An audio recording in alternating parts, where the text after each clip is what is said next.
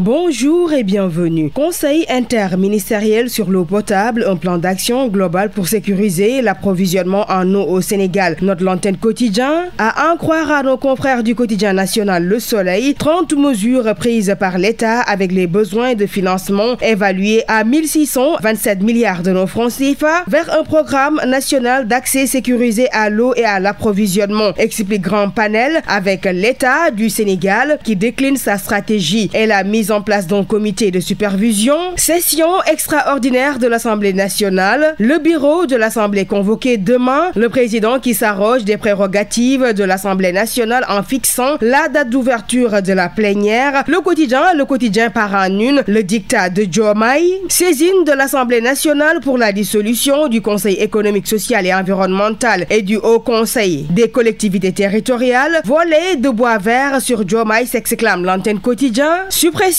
d'institutions et dossiers judiciaires, affaiblir l'opposition et impacter sur le résultat des législatives, le plan de Diomaye pour liquider l'opposition, dissolution du HCCT et CESE et refus des députés de la majorité, le Gatsa à l'Assemblée nationale, écrit Walfadjri quotidien, journal dans lequel Bougane affirme que les priorités sont ailleurs, toujours avec Bougane dans des propos rapportés par les journaux, l'exclusif Regard et la Critique estime que c'est une vraie confusion et une vraie pagaille au sommet de l'État. Pour Mamadou Lamine Massali, l'urgence c'est la déclaration de politique générale d'Ousmane Sonko et toujours sur la dissolution de ces institutions, Malal Talla dit fou malade, dont les Échos déplorent une décision politique. Eliman Diouf de son côté parle d'inélégance. Et puis un autre sujet à la une de plusieurs quotidiens parus ce matin, meurtre d'Aziz Dabala et Wali, retour de parquet pour tous les suspects, Libération souligne que les choses se corsent pour Naboulaye et compagnie. L'Observateur de son côté donne les détails du réquisitoire introductif du procureur Salif Diallo sur le mandat d'arrêt requis contre toute la bande, la vraie identité de la 7e personne suspecte et pourquoi son père l'a livré. Réumi quotidien sur le sujet nous dit comment le 7e personne en cavale est tombé.